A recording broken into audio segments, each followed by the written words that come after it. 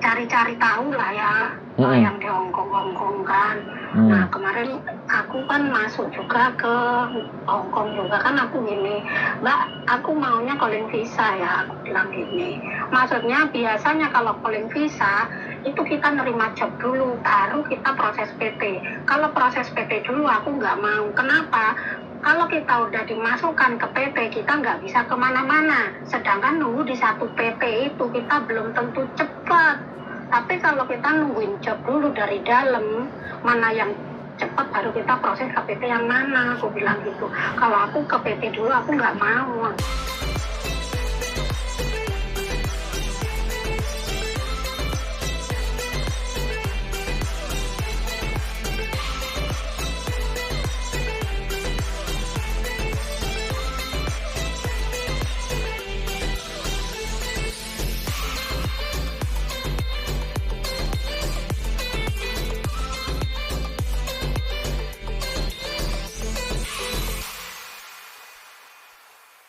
Halo, selamat malam.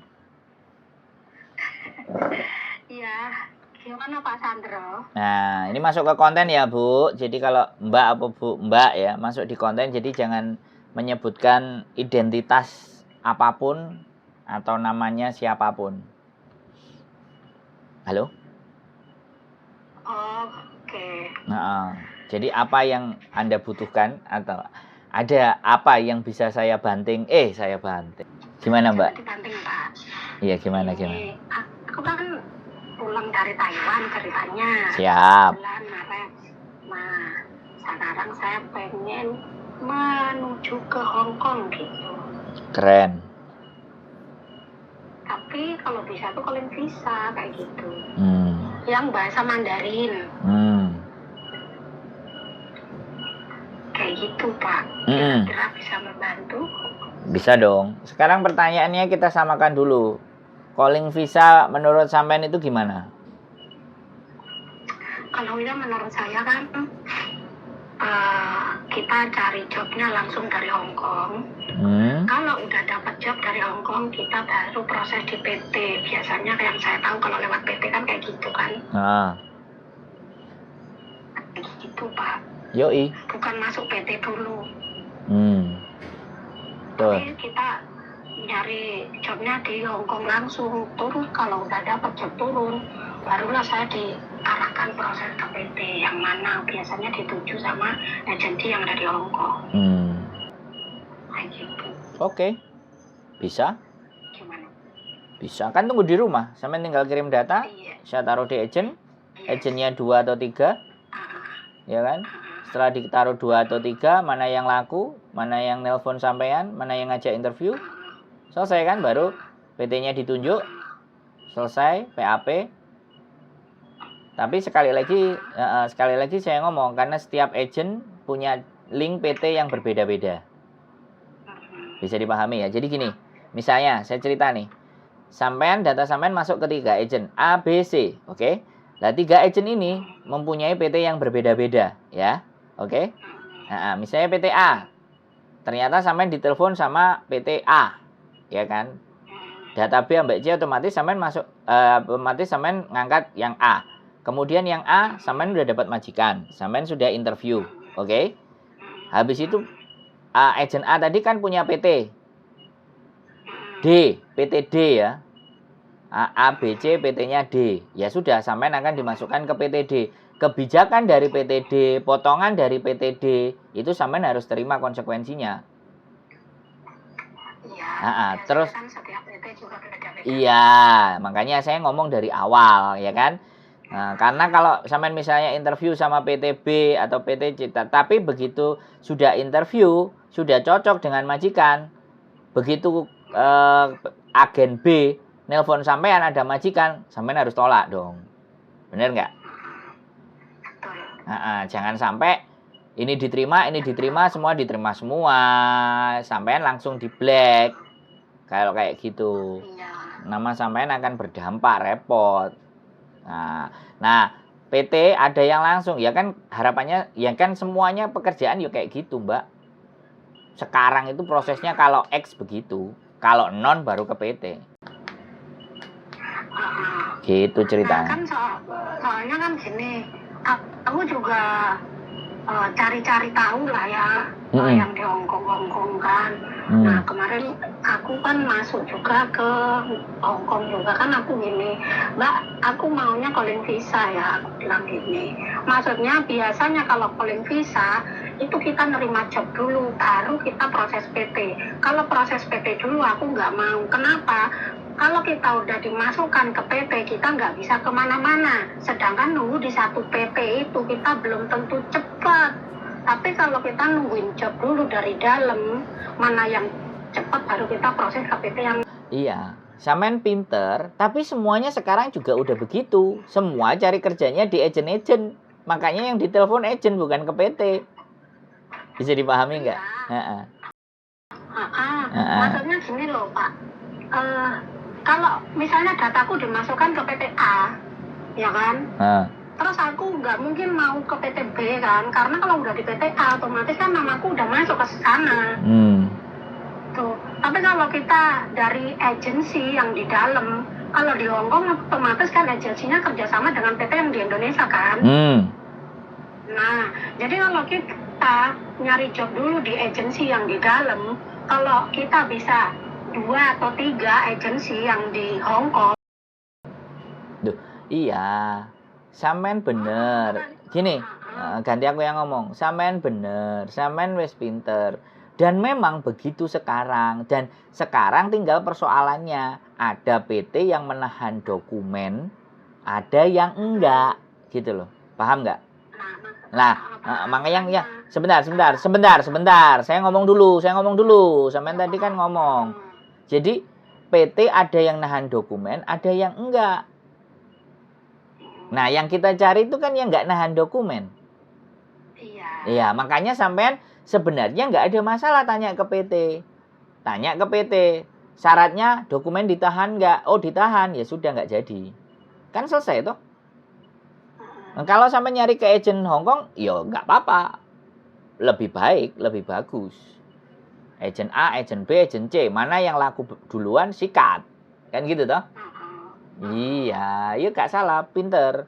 Makanya tak naikin di konten. Jadi ini biar teman-teman lebih cerdas. Dan saran saya juga nanti, sekali lagi kan, kalau sampai nanti interview, pesan saya, rekaman interview itu sampean harus punya. Jadi pas lagi ngobrol dengan majikan atau dengan agent pada interview ya, yang ada majikannya, itu harus usahakan sampean punya rekamannya. Terserah bagaimana caranya, HP pinjem tetangganya, pinjem pacarnya, selingkuhannya, Pak D-nya, Pak L-nya, terserah. Intinya pada saat sampean itu interview, itu harus punya bukti rekaman. Tujuannya apa? Nanti kalau sudah sampai di Hongkong ternyata jobnya berbeda, ya kan?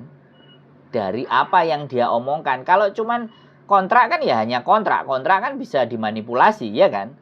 Tapi kalau interview sampean punya rekaman, dulu ngomongnya apa, sekarang ngomongnya apa, kan bisa disodorin. Kamu kan pernah ngomong, ya.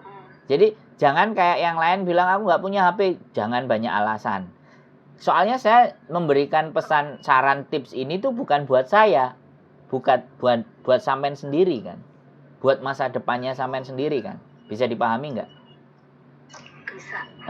Jadi seperti itu. Oke, tinggal kirim data, saya lempar ke beberapa agent, mana yang nyaut duluan, dia pasti ngubungi saya, langsung tak kasih nomornya sampean. Oke. Mantap kan? Gitu ceritanya. Oke. Terima kasih. Iya, ada lagi yang mau ditanyakan. Sampeyan tanya barang sing wangel ngono, Mbak. Terus aku pesen Hongkong, sekali lagi, Hongkong. Saiki iku Houmafan kalau anak-anak bahasa Kantonis ngomong. Sekarang majikan super cerewet. Super cerewet, super resek. Ya, saya ngomong dari awal, ya kan? Saya ngomong dari awal. Jadi, tapi cuman mulut. Kalau masuk ke hati kita pasti robek. Itu di mulut. Tetapi kalau majikan sudah berani menggunakan kekerasan fisik, baru kita bisa laporkan. Jadi seperti itu. Jadi kita harus tebal telinga.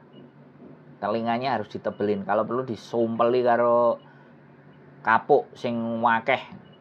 Ben nek dicelatu-celatu nggak paham. Oke? Ya nek dicelatu ya kita masuk kiri keluar kanan, yang penting kerjaan kita beres wis. Loh, iya Mbak, aku cuman ya berpesan karena barusan ada yang telepon ex Hong Kong 8 tahun. Saya diperlakukan tinggal di gudang, kejatuhan koper, makan kayak ngasih makan makanan kucing. Loh itu wis 8 tahun di Hong Kong, Mbak. Si iso sambat, dan ini wong sing gak tau nang Hong Kong. Ya kan? Iya kan? Jadi Tapi gimana? Tapi kok bisa ya? Dia tinggal di gudang, tapi nggak komplain.